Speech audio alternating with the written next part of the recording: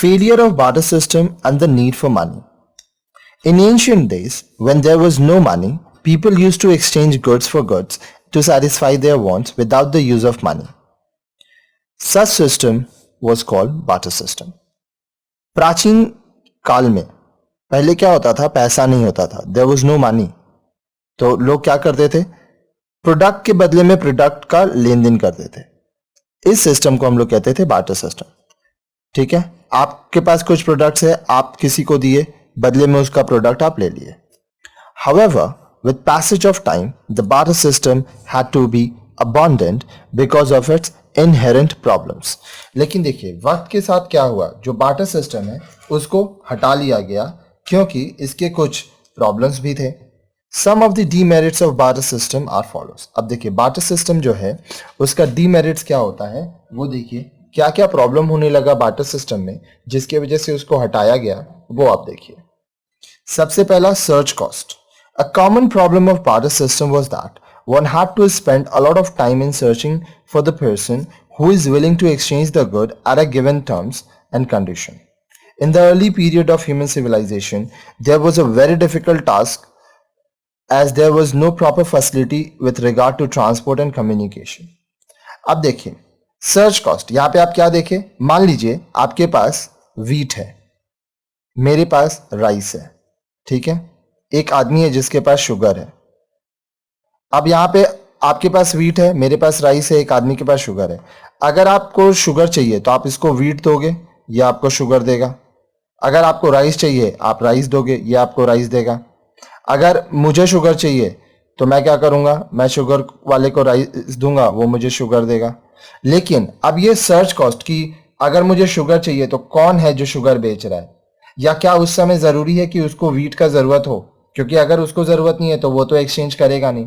साथ ही साथ उन दिनों क्या होता था प्राचीन काल में, जो ट्रांसपोर्टेशन फैसिलिटी है, कम्युनिकेशन फैसिलिटी है, वो आज के मुकाबले इतना विकसित नहीं था, बहुत ही स्लो था, तो इसलिए सर्च कॉस्ट बहुत बढ़ जाता था. Lack of double coincidence of wants. अब ये क्या होता है, डबल कोइंसिडेंस ऑफ वांट्स मतलब जरूरत, एक्सचेंज तभी होगा जब दोनों जन को जरूरत है. आपके पास वीट है, मेरे पास राइस है, आपको राइस चाहिए लेकिन मुझे वीट नहीं चाहिए, तो यहां पे एक्सचेंज नहीं होगा. इसलिए डबल कोइंसिडेंस होना चाहिए. कहने का मतलब अगर आपको राइस चाहिए तो मुझे भी वीट चाहिए, तभी होगा. जब दोनों जन को चाहिए होगा तब ये डबल कोइंसिडेंस हुआ. A common problem with the barter system is the lack of double coincidence of wants, which means that if one wants to exchange some goods with another person, then the latter must also be willing to exchange his or her goods with the former. यहाँ क्या बोल रहा है कि मान लीजिए वही चीज जो मैं आपको बताया, आपके पास वीट है, मेरे पास राइस है, आपको राइस चाहिए और हमको भी वीट चाहिए, ये हर समय होना पॉसिबल नहीं है. For example, let a person want clothes and he has a stock of wheat with him to exchange for it. मान लीजिए एक आदमी है जिसको कपड़ा चाहिए और उसके पास स्टॉक में wheat है, ठीक है, एक्सचेंज करने के लिए. In such a case, the person can exchange wheat for cloth with another person who has cloth and who also wants wheat. तो इस सिचुएशन में क्या होगा, आपके पास मान लीजिए wheat है, आपको चाहिए क्लोथ, मेरे पास मान लीजिए क्लोथ है, आपको क्लोथ चाहिए, मेरे को वीट चाहिए. अगर ये कोइंसिडेंस होगा तभी एक्सचेंज होगा. इन प्रैक्टिकल लाइफ सच सिचुएशन में और मे नॉट अराइज. अब देखिए जो हम लोग लाइफ जी रहे हैं, हर समय ऐसा सिचुएशन हो ये जरूरी नहीं है. If a person wants has clothes does not want wheat, then exchange of wheat for cloth will never take place and both the individuals can not satisfy their want. अब मान लीजिए जिसके पास क्लोथ है उसको वीट नहीं चाहिए, जिसके पास wheat है उसको क्लोथ चाहिए, लेकिन जिसके पास क्लोथ है उसको वीट नहीं चाहिए, तो इस सिचुएशन में क्या होगा, एक्सचेंज नहीं होगा. तो इन लोगों का जो वांट है वो सेटिस्फाई नहीं होगा. This is an example of lack of double coincidence of wants. अब ये जो आपका एग्जाम्पल है उसको हम लोग कहेंगे lack of double coincidence of wants. So barter system will work when there is double coincidence of wants, otherwise it will not work. तो barter system कब काम होगा, जब डबल कोइंसिडेंस है, आपको जो चीज एक्सचेंज करना है सामने वाला को भी आपकी चीज का जरूरत होना चाहिए, तभी होगा काम, नहीं तो काम नहीं होगा। Next, lack of division of goods. अब जो गुड्स है उसको आप कैसे डिवाइड करोगे ये समझिए। Certain goods are not physically divisible into small pieces. अब कुछ कुछ ऐसे प्रोडक्ट्स हैं जिनको आप छोटे छोटे पीसेस में डिवाइड नहीं कर सकते। Suppose a person possesses a buffalo and he wants items such as food grains. अब मान लीजिए एक आदमी है जिसके पास बफेलो है, ठीक है, और उसको फूड ग्रेन्स चाहिए। Then how much of buffalo can be traded for food grains? तो वो कितना बफेलो देगा फूड ग्रेन्स लेने के लिए? It was very difficult to determine because a buffalo can not be divided into several pieces. ये इसलिए क्योंकि एक बफेलो जो है उसको आप पीसेस में नहीं कर सकते। Lack of common unit of measurement. अब जो यूनिट ऑफ मेजरमेंट है वो लैक हो जाएगा। Under barter system it was difficult to equate the values of different goods which were traded because of lack of common unit of measurement. अब देखिए barter system में क्या हुआ, मेजरमेंट का कॉमन यूनिट नहीं है, सब चीज एक जैसा मेजर नहीं हो रहा है, तो जो अलग अलग प्रोडक्ट का वैल्यू है वो निकालना बहुत ही मुश्किल हो जाएगा। Taking the example in the previous paragraph, it will be difficult to determine the amount of buffalo required to trade for some specific amount of food grain। अगर हम इसी एग्जाम्पल का बात करें तो आपको जो फूड ग्रेन चाहिए उसके बदले आप कितना बफेलो दोगे ये आप कैलकुलेट नहीं कर सकते बार्टर सिस्टम में। Also it sounds absurd। अब देखिए ये सुनने में भी थोड़ा अजीब लग रहा है। This happens because a buffalo can never become a common measure of value. क्योंकि जो एक बफेलो है वो एक कॉमन मेजर ऑफ वैल्यू कभी नहीं बन सकता।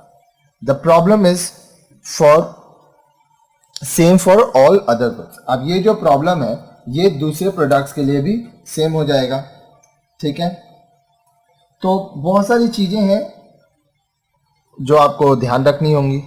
अब और देखिए प्रॉब्लम ऑफ स्टोरेज। अब स्टोरेज का भी इश्यूज आ जाएगा।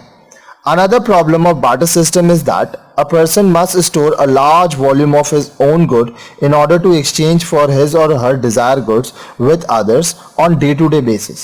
अब देखिए बार्टर सिस्टम में क्या हुआ कि आप प्रोडक्ट के बदले प्रोडक्ट ले रहे हो या सर्विस के बदले प्रोडक्ट या तो प्रोडक्ट के बदले सर्विस, ये हो रहा है। तो अगर आप प्रोडक्ट रख रहे हो तो आपको बहुत सारा प्रोडक्ट रखना पड़ेगा ताकि आपका जो जरूरत का सामान है उसके साथ आप उसको एक्सचेंज कर सको। Take the example of a farmer who has produce wheat. मान लीजिए कोई एग्जाम्पल आप ले रहे हैं यहाँ पे एक फार्मर का जो कि क्या कर रहा है, जो कि व्हीट का प्रोडक्शन कर रहा है, वो गेहूं बनाया। Obviously, he will use some amount of wheat for his own consumption and keep some amount to get other necessary items by trading with others। अब देखिए वो क्या करेगा, कुछ हिस्सा जो वो गेहूं का उपज किया है, प्रोडक्शन किया है, उसका कुछ हिस्सा वो खुद इस्तेमाल कर लेगा खुद अपने परिवार के साथ, बाकी कुछ हिस्सा वो ट्रेडिंग लेन देन करने के लिए रख देगा।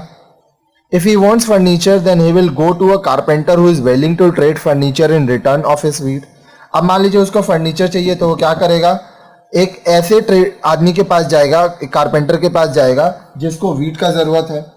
Similarly, if he wants clothes, then he has to trade with a viewer who is ready to give clothes by receiving wheat and so on।